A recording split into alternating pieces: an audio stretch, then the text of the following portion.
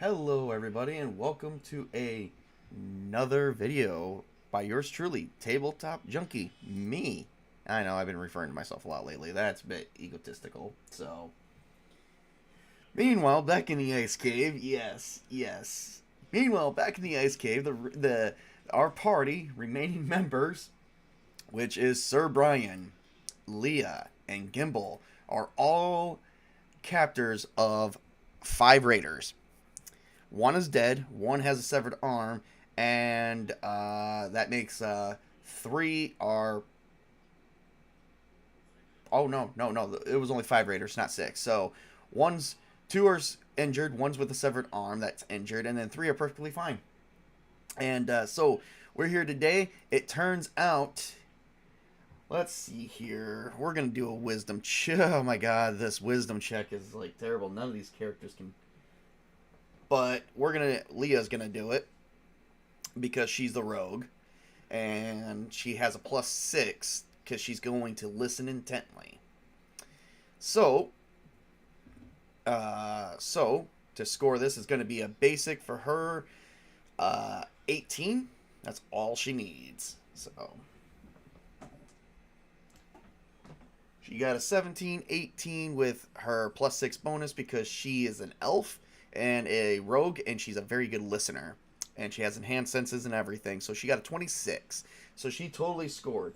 She overheard the raiders speaking about their camp, that they first need to transport these 3 back to the camp before heading to the city just south of their camp. So it turns out, and I'm going to pull up my image here. Give me 1 second. Is this it? Nope, that's the that's that thing. Where are you? Is this it? Yep, that's it. There we go. So it turns out I did some random rolls today. Turns out this. Let me see if I can. All right, this area here is the Raider camp. Apparently, that was never on any map and nobody knew about it. And then this is a city. This city is full of 10,000 people. They all live amongst themselves. They're only loyal to themselves, which means they're around the chaotic evil side. They don't really like. They make their own laws in the city. They leave this other city alone. At the moment, so it's like because of the dangers that this land poses. So there's this city here, and they actually sell and traffic people. So the raiders are going to go sell them here into servitude. She totally scored. Lucky girl. Yes, Colin, she did. She did. All my characters are down to all these characters minus Agna because Agna's dead. All these characters are down to 1 hit point. They did not receive any more bandages that they needed. All their gear is captured, so they're looking at trying to find a way out. Well, Leah is a rogue and should have a good escape artist skill, which I believe is a dexterity. If I remember my old Pathfinder days, she is going to try and free herself. Which I think I'm going to make a dexterity check. And it is dexterity. Alright. Which is good because she is totally good with that. I'm going to make sure she doesn't have anything that she could try. No, it doesn't look like she can wiggle her way out of this one. No special bonuses. So she only needs to score a 12 result or better. And she's already got a good standing because she's level 1 with a +2 to her dexterity, and it's her prime. So that means she only has to score a 9 or better on a dice roll. So she's going to roll to see if she can break free. And she has looked at Sir Brian and go, "Hey, idiot, try to distract them," is what she's going to say, because she is not too happy right now. She scored a 2. She's going to try and make that roll again. Meanwhile, we're going to see if the raiders notice anything.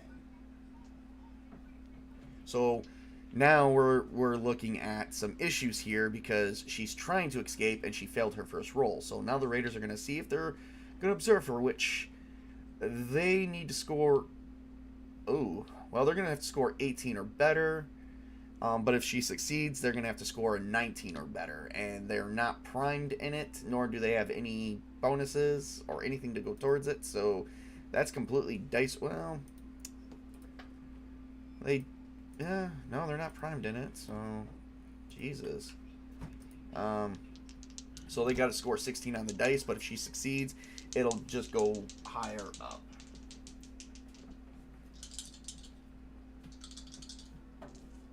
And I gotta say this while we're on stream, my girlfriend is totally matching me right now because we got plaid shirts on because it's cold. Well, they both failed that one. So we're gonna roll again. After the third time, I only allow 3 rolls and one scene. After 3 rolls, you can no longer perform it. So hopefully they can succeed. What? Okay, well, we're not matching underneath the shirt because, you know, I have a shirt on. She don't, but we're not going to talk about that. And they both failed again. Alright, well.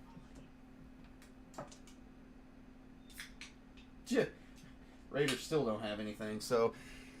Yeah, right now the Raiders are talking. You know what? The Raiders are kind of. See, would they have the intelligence to even watch these people? I mean, they would. So, alright, so they both failed, so.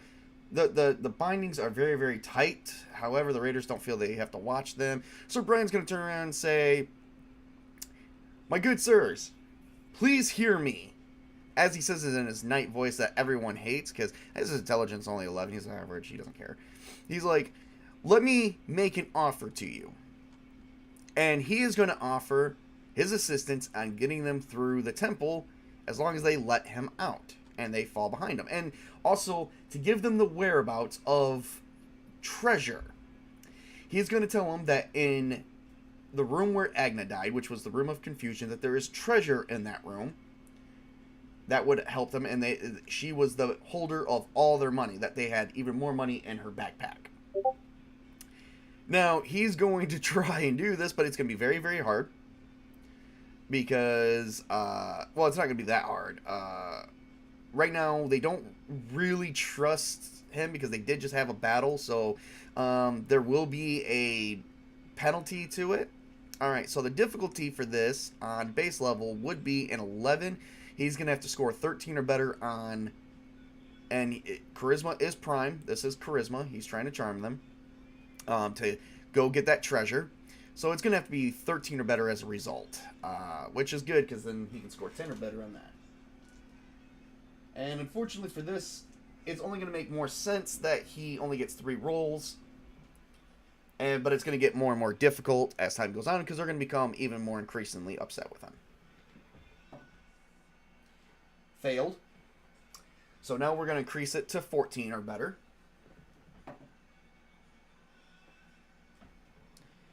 And he scored a 15 on this one. Alright. So after the first failed attempt, they scuffed him, and then they said, "Fine, I'll keep all the platinum for myself. You know, you won't go in there to go get that platinum." Now all of a sudden, the greediness of the Raiders their ears perked up and go, "Platinum?" And it's like, yes, she housed all of our platinum pieces. Why would we all carry that around? Of course, the Raiders may question why it's still there, but at the same time, he did succeed, and they're going to send a certain number of Raiders over there. Let's check Let's see here. Let's see if we can get a good roll on this. How many creatures? We're going to go to secondary skills. Let's see. I believe that might be actually, is that? That's not in here, is it? Oh, skill packages. Here we go. Secondary skills in the Castle Keeper's Guide. He used Courtois, which is a form of leadership. You know, it could also be used for public speaking. I think diplomacy. I think diplomacy. It's how he basically talks. They definitely believe him. Doesn't say how many people can go over there. Well, he only scored a 15. So we're going to say they're only going to send one person over there to check it out. So we're going to lose one of the raiders. Let's see here. 1 to 3. I'm going to roll a d6. 1 to 3 is going to be one of the raiders that are at full health. A 4 will be the raider that is injured, and a 5 or 6 will be the raider that is got a severed arm and is completely almost dead. Scored a 6. Alright, so we got rid of the raider with the severed arm. He's going to room 4. I'm going to roll an intelligence check for them real quick to see if he just walks in the room. It's not prime, so he's going to have to score 18 or better. Since they kind of do believe him, I'm going to make it 19 or better on a die result. And, oh, they scored a natural 20. Yeah. So, while he's gone, there's only 4 of them in the room. He will not fully go in there because he's going to figure something's wrong, and he'll be back in about, it's going to take, like, probably, I'm going to have to say for the lack of a better term, it's going to take him, like, 20 minutes. So, there's 4 raiders left. Alright, now Gimble is trying to figure out what he can do. Because Gimble is he's just a wizard. They have rested, so, yep. Let's see. Ooh. Okay. Ooh. Alright, let's see how this works. Alright, he's going to cast a spell called Open and Close, where he is going to have once the one raider leaves, the door is going to reopen itself, if it works like that. So let's check out that spell to see if it works like that, because he's going to use that as a distraction, and I don't think he has to roll for anything for that either, so that might be kind of cool.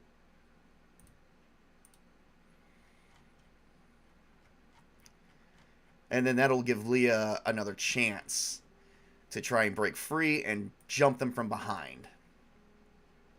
The caster can cast Open and Close on a normal latch door, chest box, window, bag, pouch, bottle, or containers. If anything resists this activity... Oh, okay, no.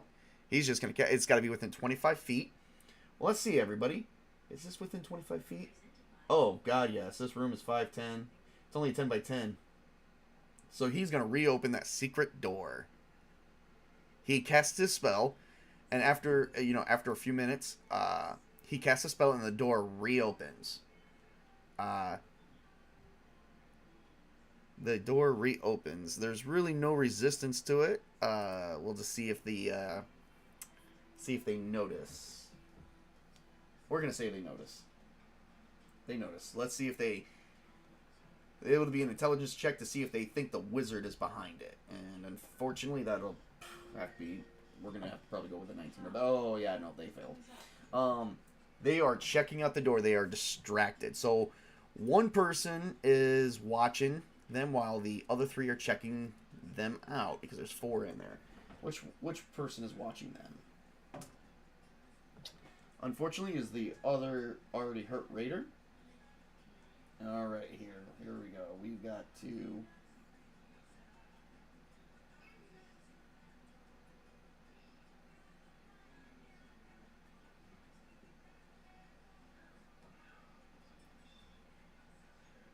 All right. Lia is going to. When they expect their mate to be returning? Probably in a few minutes. It probably is taking a little bit longer. I guess they would expect it. That would be a good point. That would be a good point. It would still take some time because they are going to the other side of the dungeon. And they've already been here for a few days. That is a good one. That is a good one. You know what? Let's see what Lia's role is here real quick. Oh. She fumbled. Okay, so they did check it out, but nobody could break free, so that was a waste of a spell. They are still talking about amongst themselves. Let's see. Their mate can return in exactly 5, 10, 15, 20, 25, 30, 35, 40, 45, 50, 55, 60, 65,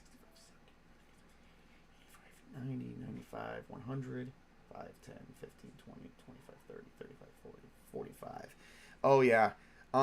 It'll take, like, 5 rounds for him to return, roughly.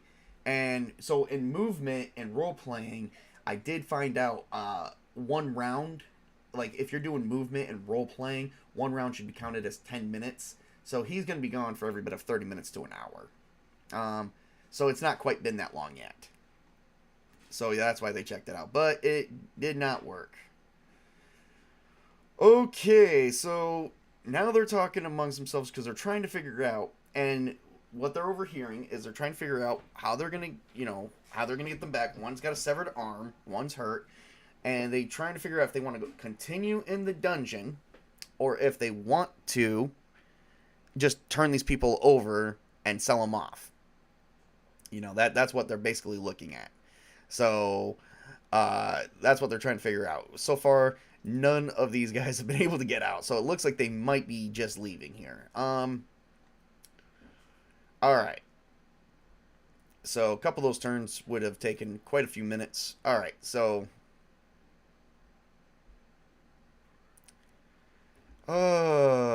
let's see.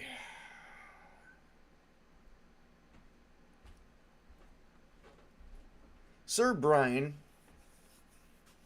is going to try and intimidate one of them by saying that he is the leader of an entire...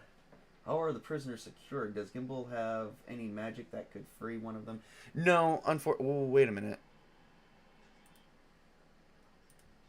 Maybe open and close would help with ropes? They're secured by ropes. Oh, no, that's containers. Well, let's see what else Gimble can do. Detect magic, light, message.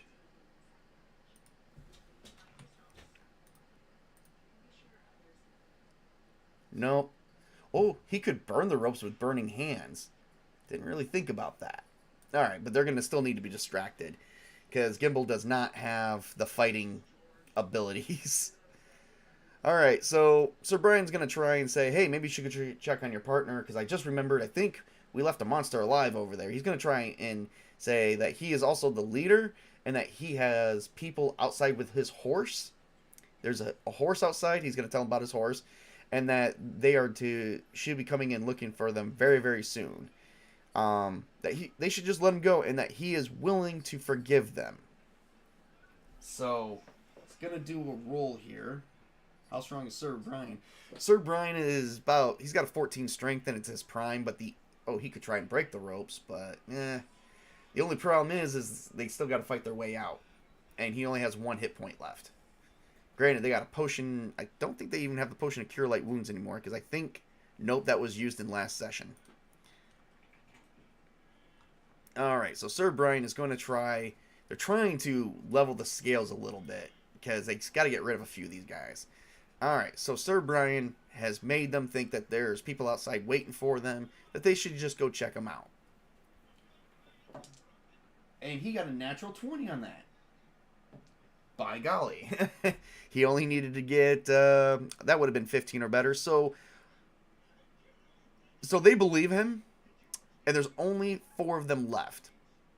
So they're going to collect the guy with the severed arm.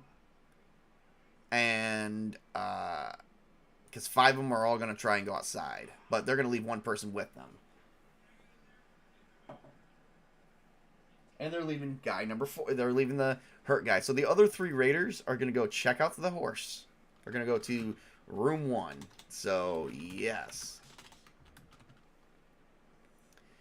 And then that means... Alright, so that's going to take some time. They've got to hurry up because the other guy's going to be returning, but they're going to collect him too. Gimble is going to use... I think it'd be kind of dangerous to use that, though, because it would burn away clothing and stuff. And he doesn't exactly have... Oh, here we go.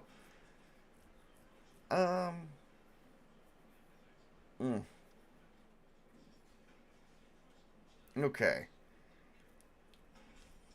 Gimble's got a plan. He's going to look at Lia, because there's only 1 person left. He's going to look at Lia, and he's going to whisper to her, like, try to get out so we can take him. I can hold the door shut. Because he actually is he's got a move where he can hold portals shut, which is basically doorways or anything that's an entranceway. So she's going to try and do it 1 more time. Come on, Lia. Good roll. Good roll. You only got to score for the ropes, and you only got one guy in there. And granted, they're watching you, but now there's still got to be a distraction. We'll see what she gets first. Nothing. Man, this dice is... I'm about to get rid of this dice because it's not giving me anything for Lia to do anything. She's still having a hard time with the ropes. And it's like some thief she is. Alright, let's see here. How bad is Burning Hands going to hurt? It's going to hurt. Alright, let's look at...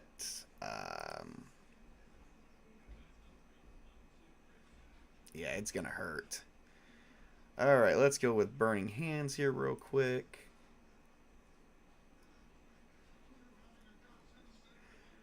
A thin sheet of flame from the fingertips. The area is affected. 5 feet long, 10 feet wide. Creatures in the...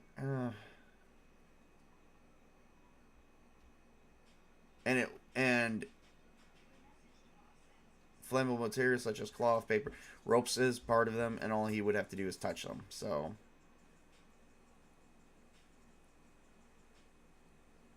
And apparently you do have to make a roll for an attack, I think.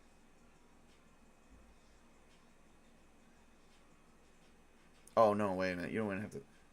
Yeah, that's if the flames touch him. No, you don't have to make a roll for that. Okay. I don't know what I'm talking about. You know what? I'm going to allow it. This is something for the GM to allow. I'm going to allow it. Gimble burns away the rope. He casts Burning Hands. His hands will lit on fire, and he's able to... And suddenly, the one raider that's in there doesn't smell anything. And in fact, he's completely distracted by going through the gear. So Gimble is free. Woohoo!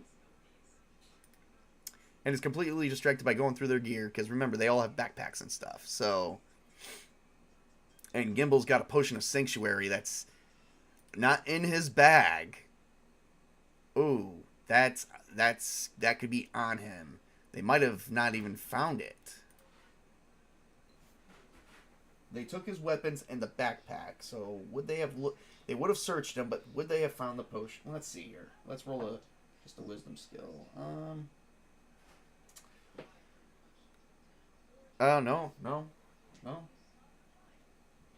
that wouldn't even be good enough. So he hid a potion of sanctuary on him. Now, for those who don't know what potion of sanctuary does, that's a very good thing, because there's a reason why they call it Potion of Sanctuary. And we're actually going to go read that. So Potion of Sanctuary is actually a very good spell. I actually had someone use it once. It is kind of weird. So, alright. So, let me see how this works. Okay, this spell prevents creatures from attacking the spell's recipient. Any creature attempting to attack a warded character must make a charisma saving throw in order to make the attack. A failed save means the attacker ignores the person under the spell. It does not lose its attack, but must choose another target. If the warded character attacks or casts offensive spells, then the sanctuary is negated. This spell does not prevent the warded creature from being affected by the area's effects. Okay, good. Awesome. So, this is only going to last one round. That's it. But enough for Gimble to at least maybe free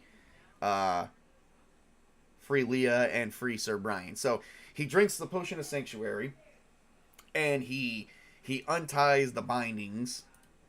Let's see if he can do it sneakily. Unfortunately, 18 or better, he can sneak it. No, failed. Nope, he was discovered trying to free. So the raider discovered him, and he's like, "Oh, so you think, you think you're very sneaky because you're a gnome?" And he draws his dagger, and he's like, I'm gonna teach you what I do to gnomes that try to sneak around, Yeah, no, not very cunning today. It's been a long day. So he's gonna try and attack him, but in order to do it, he must make a charisma save. And oh crap, he's gonna have to roll.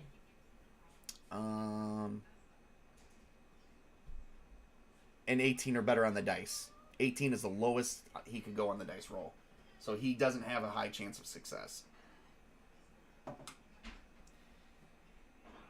He only scored a 15. So nope, he can't.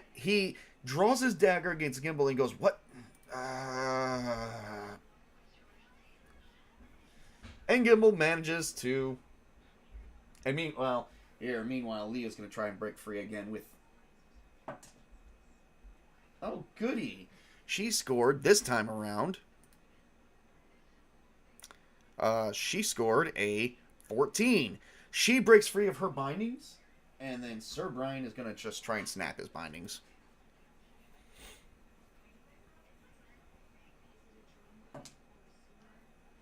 Oh, crap. He scored an 18. 19, 20. He scored a full 20. So, all of a sudden, as he was trying to do that, he sees Lia gets up and he's like, well, I'm going to, and just out of the blue, he sees Sir Brian stands up as the bindings of the rope just start snapping. It's like, he's like, and Lia's like, well, 3 against 1. What are the odds? So now they all have to roll initiative for this battle.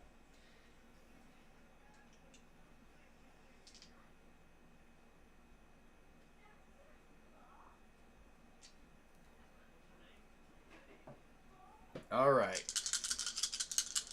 Could he also have used dancing lights or ghost sound as a distraction? He could have probably sent up a light, yes. I think he was trying to be discreet. All right, let's see what we got here. Gimble. Gimble got a 6. Lia got a 13.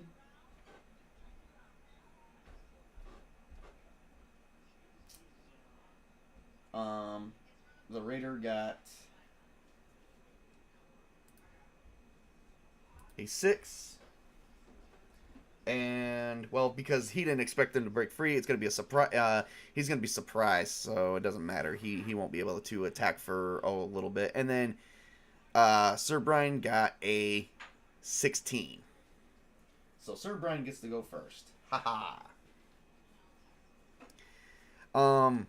Of course, the sword is behind him. He has to take the sword, so we're not going to use swords. All right, so now we're gonna look into some different things here real quick. Just to see what the likely of survivalhood takes. Okay, so we're gonna look up a surprised.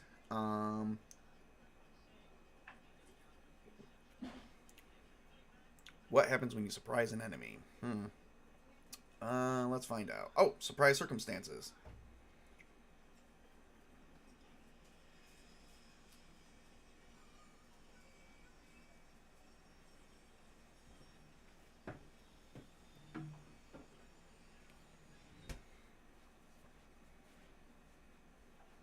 Oh, he takes a minus. Oh, cool. So, because he wasn't expecting the attack. Oh. Or wait, hang on, how does this work? Okay, this is for avoiding surprise. Okay. Trying to figure out if we get any special bonuses for surprising this guy that he didn't expect us getting out. I mean, they tried. We're going to call it good. No. So, Sir Brian. Alright. Well, technically, they've got him flanked. Because he's basically surrounded, 3 against 1. I'd count that as a flank attack. So they already got a +1 to hit, regardless. Trying to think what else they would gain. Nothing much. Yeah, nothing much. Okay. All right. So let's get this going here. All right, and the guy's not defenseless. So Sir Brian's going to take his first attack. And he has to be able to succeed on the attack. Wipe this guy out before... take this guy out before he... and grab his sword, which is behind the guy. So I would say he gets a +1 to hit. And then damage is just whatever, so... Oh, Sir Brian misses. He starts, boxing, and the Raider's like, oh, I guess I guess you can't box. And so the next person is going to be Lia. Lia is going to try, and she is going to actually do a cold shot and kick him in the nuts. 3 against 1. Definitely at least one could flank him. Oh, yes. She's going to do a cold shot, kick him to the nuts to stun him for 1 round. So she's going to at least do that. And let's see here. That's going to have to be a -7 to her roll. So, yeah. Let's see what she gets. Oh, crap. Okay, let's see what she gets. Okay. So I got to pull up my chart here because she fumbled on trying to attack him. Gotta love those natural ones. Here we go. On a critical fumble table. Okay, she damages. Okay. She tripped and fell and, like, she fell behind the raider and stabbed herself on something. She's down for 1d4 hit points. 3 hit points. She's at a -2. These guys are not really lucky. Alright, well, Gimble has one more set of burning hand. You know, he's going to use his signature move, Burning Hands, and attack him for 1d2 plus 1. 3 points of damage. The raider is dead. Alright. So, that took a little bit. So, alright. Real quick, they gather up their things.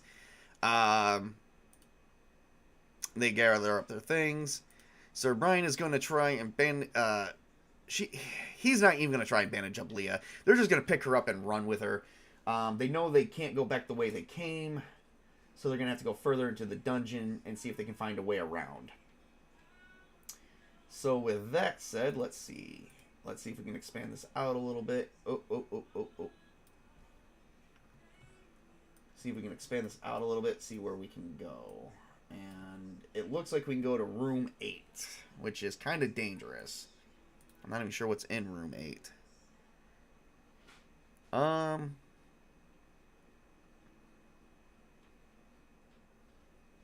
Yeah.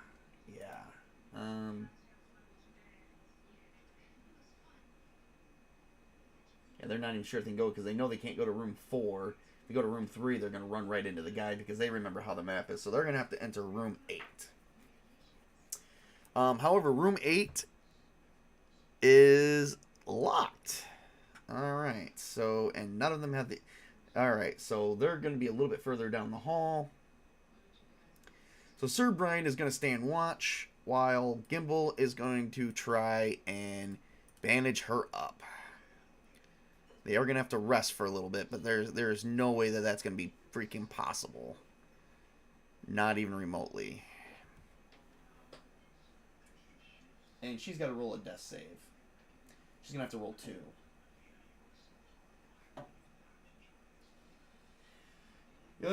Gimble's got the bandages, but it failed. Alright, so now she's got to roll 2 to see if she survives. Alright, so her first death save, she's got to score 18 or better. Is she scored an 11? Or no, she scored an 11.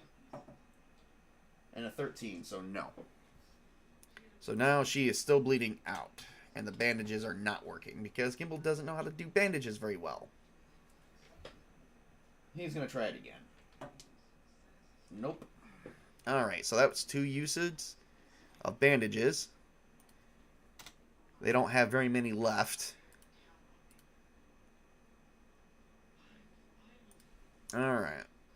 Alright, so now Lia is going to have to try again. Nope. Definitely not. Alright, now we're increasing her next difficulty. This is it, guys. I think we're going to lose. I think Lia has finally done it.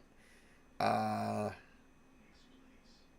difficulty has been increased by +4. She now has to score a natural 20 to survive.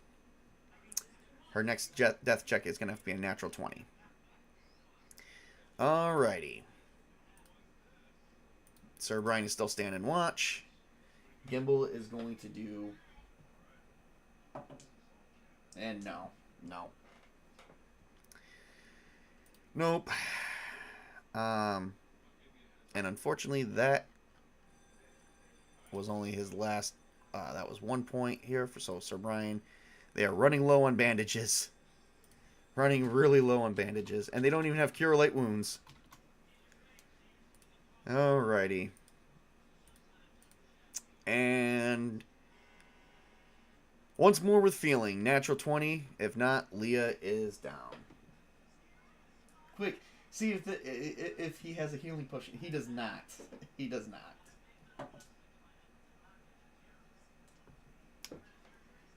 Lia, the elf rogue, has bled out.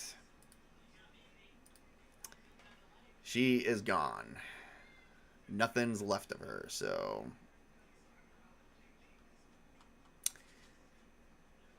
Alright, so the next thing is to try and see... Alright, so we're down to 2 characters left. 2 characters. Sir Brian and Gimble. The Human Knight, and then the Gnome Wizard. So they have 2 choices. They can go through door 8, or they can go back and try to plead their case with the Raiders and submit to being completely in service to them. Well, Colin, since I'm the GM and I know what's in room 8, what do you think I should do? Go to room 8, or do you know, and take on whatever danger's in there, or do you think we should take our chances with the Raiders? Remember, there's still 4 of them left. I'll let you decide.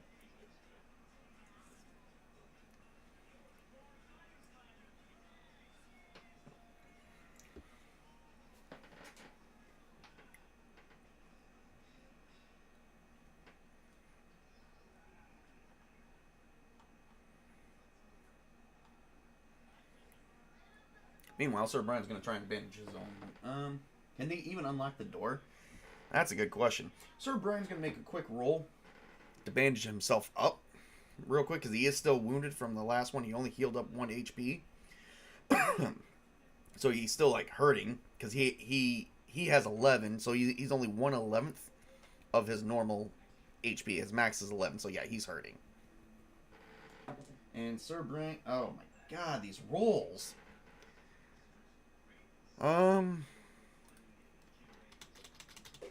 Alright. Well, win or, win or lose, Sir Brian and Gimble are both going to try and bandage themselves up again. One more time. Then they're going to attempt the door. Okay. Nope for Sir Brian and Gimble. Has to do a minimum of 18. He did 19, 20, so he did well on himself. They are out, but they are out of bandages. No more bandages are left.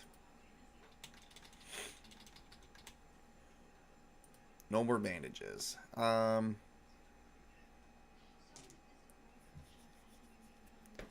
well, their time to unlock the door. Let's see who gets it first. Well, no, they wouldn't be able to unlock the door without Rogue's tools. But there's the Rogue's tools right in there, so Lia does have some. So they took out the Rogue's tools, and they're both going to... Sir Brian's going to make the first attempt, and then the second attempt is going to be Gimble. Sir Brian does have dexterity. It will be a dexterity roll. He does have dexterity at +1, but because he's not a rogue, he's not going to get his level. So he is going to have to... Or no, he will get his level, it just, he won't... It won't be an 18. It won't be a flat 18. It'll be, because he's not a rogue and he's using Rogue's tools,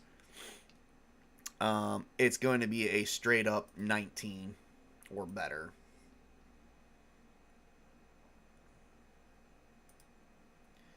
So, yeah. And Gimble would make the same attempt, and it's not prime. Okay, so... Oh, wait. It is prime for him. Yeah, so for Sir Brian, it'll have to be 13 or better. And for Gimble, it would have to be 19 or better. Alright, so let's see what they both get.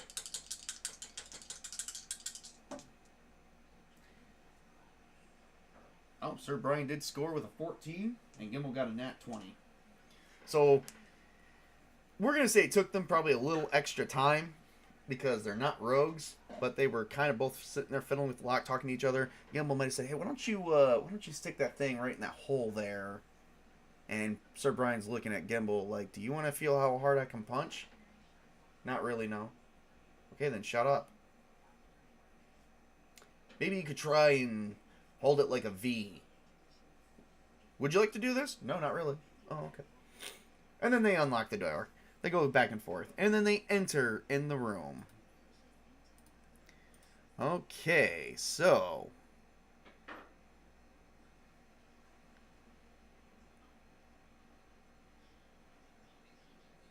Alrighty.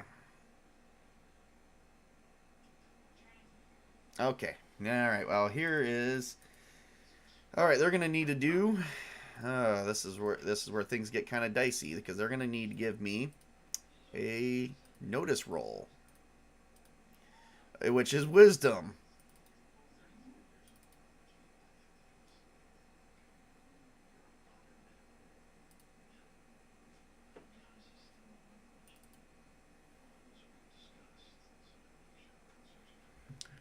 Alright, here's where things get kind of bad. Careful with your wording, man. You obviously missed the bit where Lia totally scored. Yes, he did. Hey, man, this content is, you know, I know what I'm doing. It's two guys going back and forth, a gnome wizard and a freaking human knight. And Chris, you should let Colin know we were watching a show last night that had a gnome wizard in it too. Alrighty. Here we go.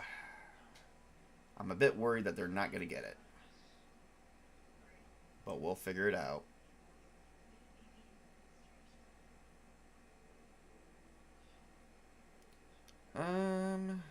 Okay. So that's not it. What kind of trepid?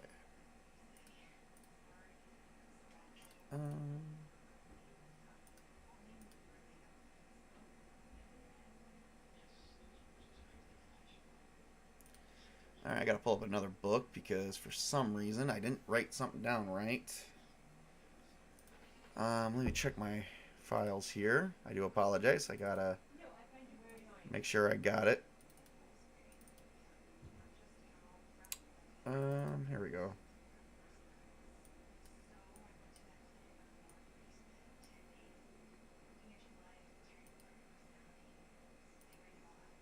Oh. Oh, now I know what I did. Haha. So as soon as they unlocked the door, they felt a little bit of pain on their hands, so that was the trap. So they're good. Alright. And then, boom, they are now being attacked by a Drider. In a small room. Let's see here. Yep, they have come in contact with a monster. Which actually takes up the whole room. So it was probably on the ceiling, coming down, because it's like a Drider is like a spider-like thing.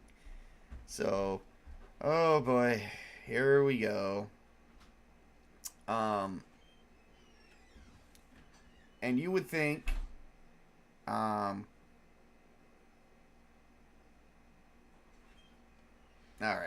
we're going to see what this is.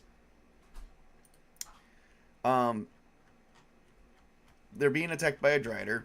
They may not know they're going to be attacked by a Drider because the Drider has a spell that's called Suggestion. It's going to cast a spell on them. Let me see if it's one person or if it's going to be both of them. And it's going to suggest that they stand still. and not attack anything. So let's see here. The caster influences one creature by suggesting a particular course of action limited to a sentence or two. Its suggestion must be worded in such a manner as to make the activity sound reasonable.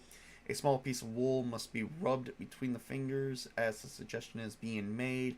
For the spell to work, the victim must understand the language of the caster making the suggestion. Oh boy. What kind of languages does Drider speak? Languages. They actually... Oh yeah, they do have high intelligence. So... They have elf traits. And it's very possible they do speak common. So, one of them hears a voice in their head.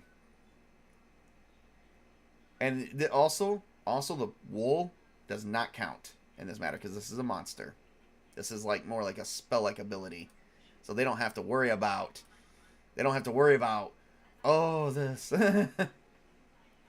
Any attempt to suggest an act that would be harmful to the victim or something severely at odds with its behavior will allow the affected creature to automatically break the enchantment. The castle keeper is free to factor in penalties to the victim's savings throw for quite reasonable suggestions. Alright. And it's 50-foot radius. It is one person. So, if they only had someone that who could attack from outside the room with some sort of ranged weapon. I know, right? Okay, so this is going to last for about 1 hour per level. This creature is... Yeah, no, this is going to be a while. Okay, the suggestion course of activity can continue if the entire duration. If the suggested activity can be completed shorter time. What would a Drider suggest? Can't be harmful to it. It can't force them to do self-harm, but it has to be reasonable. Standing still is pretty reasonable. But not attacking while being attacked is not reasonable. So, falling asleep would be reasonable. Alright, charisma roll. And it's going to be Sir... who should it be? Sir Brian or should it be Gimble? Minus 17 damage. You killed me. It was minus 19 damage. Alright, guys. I'm going to let you guys pick. Who should it be? Who should be the one that is taking the suggestion spell? Should it be the Gnome Wizard, Gimble, or should it be the Human Knight,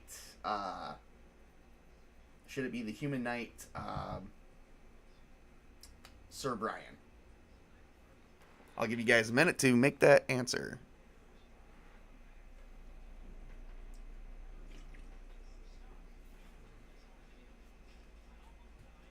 I'm going to roll a dice just in case. And that was my cat who just was trying to climb. Logically, whichever one the Drider perceives as the greater threat. Yeah, well, what if it doesn't perceive any of them as the greater threat? It looks like it's going to be Gimble. Gimble is standing completely still and has locked eyes with the Drider. Sir Brian is going, oh crap. Alright, so he is going to try and run out. He, of course, could try and run out of the room, but he's going to have to make a dex check. And if not, they're going to be locked into an initiative. And he's going to grab Gimble. So, we're going to do... He's got to do a 12 or better, but because he's got to break out, he's going to have to break out. I'm going to increase the difficulty. Let's see, running away.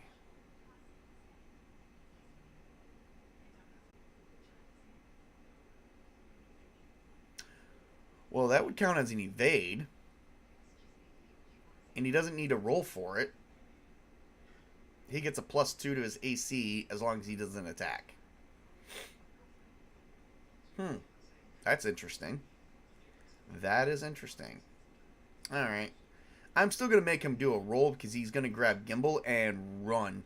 His Gimble's going to be like in his arms like a child. And he's like, he's going to be like running like, ah! So, I'm still going to make him do something for that. Because it is going to be a little bit difficult. So he only needs to do 12 or better. Nah, with Gimble, I'm going to make it 13. You know what? If he rolls 14 or better, I'll allow it to happen. 14 or better is the dice result. King Arthur, run away! I know, right? Oh, crap. He fails. Alright, initiative. It's going to be Sir Brian versus the Drider. They both. Okay, Sir Brian gets to go first.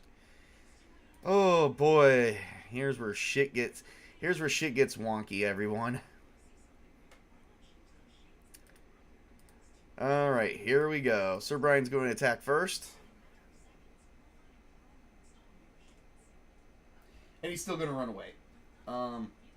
So that makes the Drider that's going to be able to attack, but he gets +4 to his initiative. So the Drider can...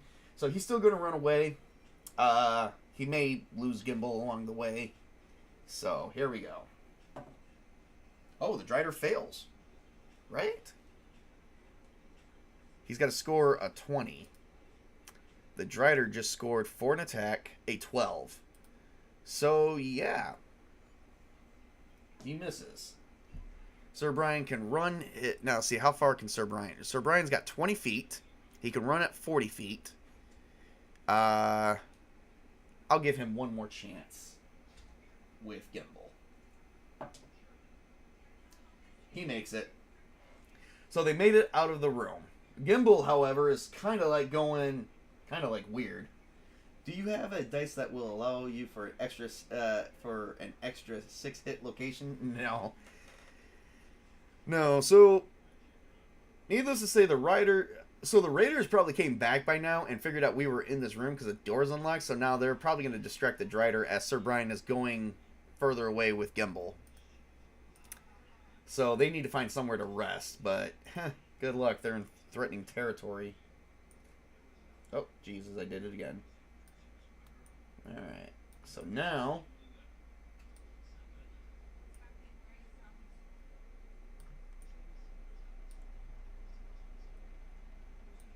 Gonna open up this dungeon just a little bit more.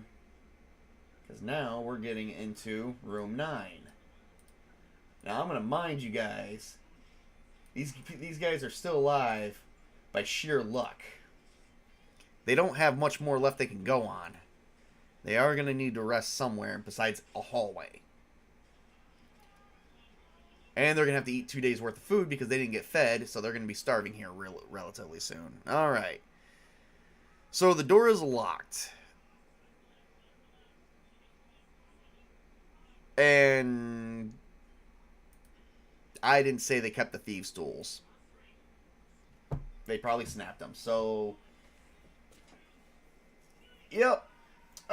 Okay, guys. Here's my ruling. We're not gonna continue. They died. They starved to death. They died. Gimble fell asleep. He never woke up again. He wasn't fed, so they didn't heal from their wounds. By them starving to death, I think they only... Let's see how long they stayed there. Because they couldn't go through that door, and they did not want to go back the other way. So, starving. Let's see. How much does starving to death counts? Let's see.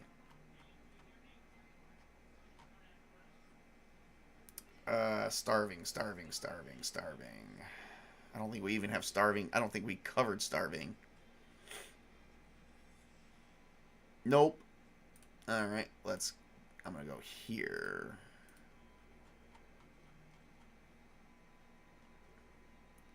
I just want to see, and I'm just doing this just because, one, I just want to know how long they would have been in that case before they or in that hallway before they decided, outside that door before they decided to maybe just do themselves in. Okay. I'm just going to look it up to see what starving to death would do on most games. Alright, so, and I always like to resort to Pathfinder First Edition. Okay, starvation and thirst. And I don't even think they even had any water. They they recouped their goods. So Sir Brian has 3 days worth of goods, and 2 days, they would have had to eat 2 days each, and then they only had a gallon of water. They could have lived at least, at most, one more day. Alright, and starvation occurs.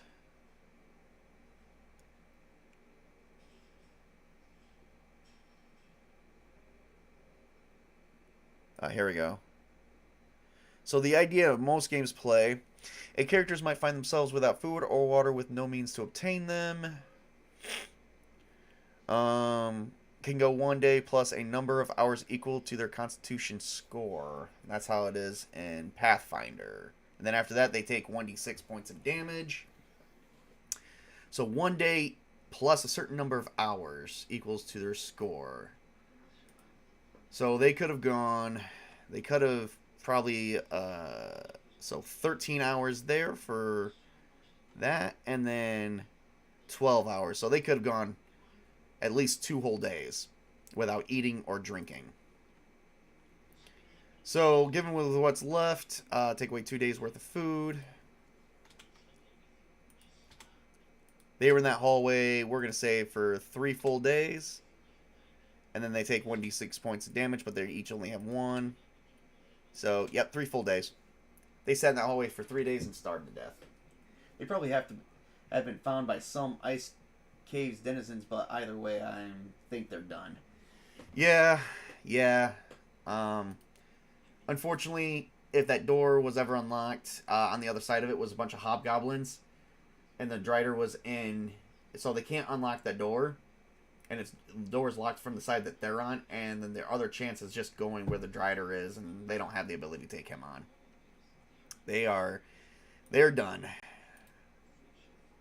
And that is it. That is a solo play, which sucked because I wanted to start using some maneuvers and stuff, but I think it was too late for them. Too late for them, definitely. So, yeah. So, going from there. We've only been going for about an hour. Alright, so, I guess from here, this is where we're going to go from here, everybody, but I'm going to take away that. Okay, so, close everything out because, no, I don't want to discard changes. Save that. Because we're going to have a party that's going to come in, not save them, but find their bones. Possibly find their remains. Or we just might do a different area, who knows. So, through these workshop videos, I've shown you guys attack, hit stuff, basically attack, defend, how that works, how combat works. I showed you how teamwork works, probably not virtually well. And I'm talking about not showing you guys well. I'm not talking about the teamwork. I think that was perfect. Unfortunately, it is by the luck of the dice. I've shown you guys how I didn't show you guys too much about combat maneuvers, which I do want to do that. And then I even did stuff on bandages. So going forward, I do have a campaign coming up December 16th. Colin is a part of it. One of the things I am going to talk about with my peeps over there, with my players, is that I don't like odd dice. I don't like dice like 1d3 and stuff like that. I did look it up. A lot of players did say the bandages would have held in blood a little bit better, and especially if you would have put ointment and stuff in them. So that way it helps speed up recovery. Would be 1d3 plus the 1 day of rest, so it would always be 1d3 plus 1. I'm actually increasing that to 1d4 plus 1, so you can heal up to 5 points of damage, but it's still luck of the roll. So that's one of the changes I'm making. Another change I'm making is,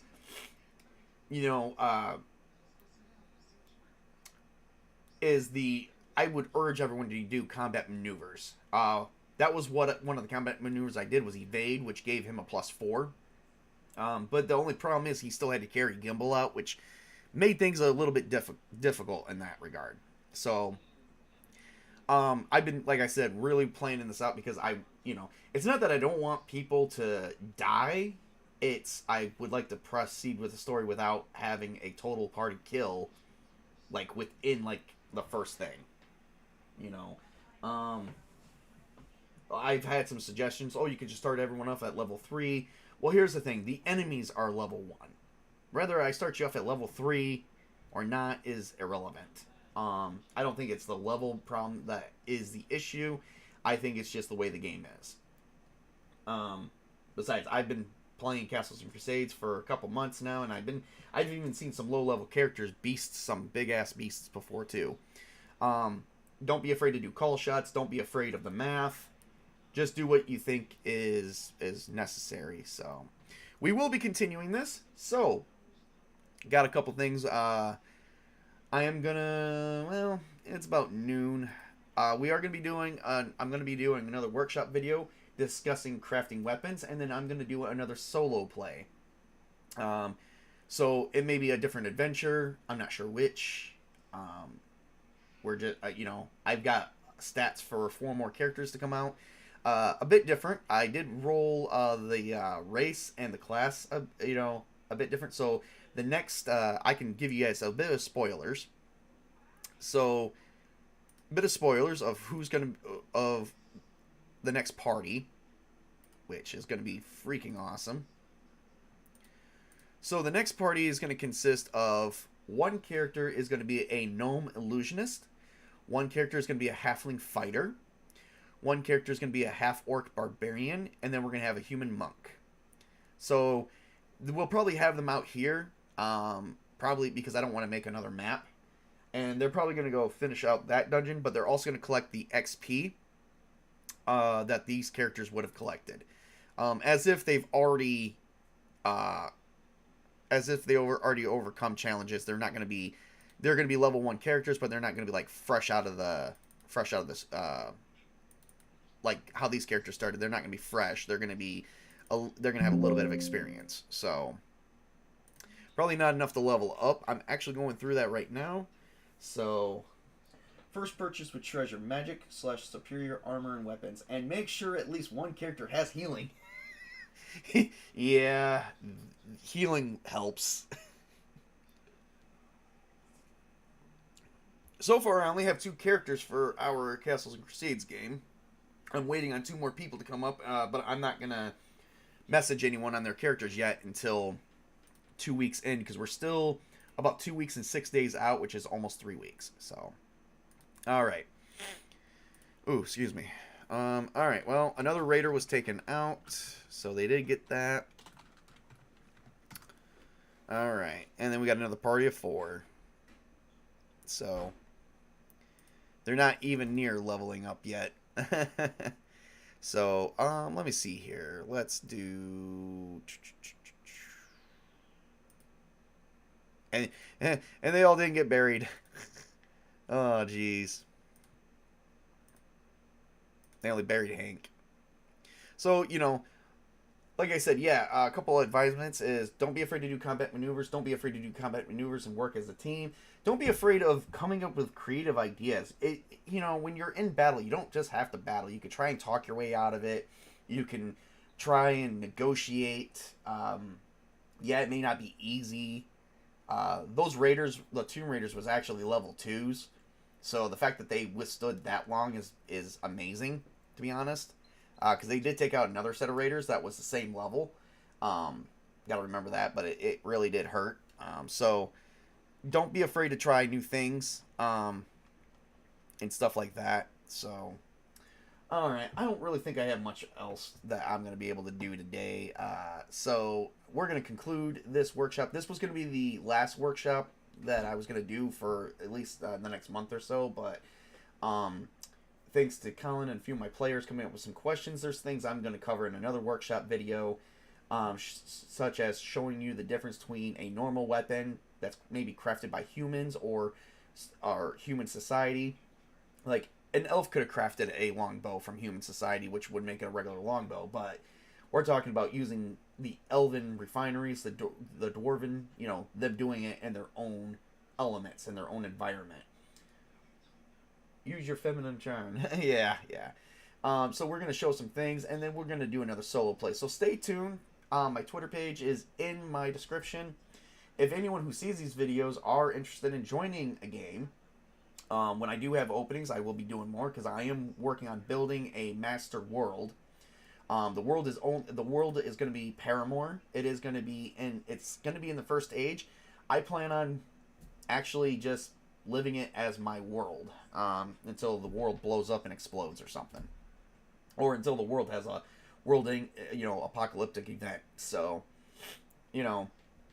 stay tuned. And I'm sorry, I am still fighting a cold. It seems like, or I have not taken my medication this morning, so I'm a little stuffed up. So I do apologize for sniffling.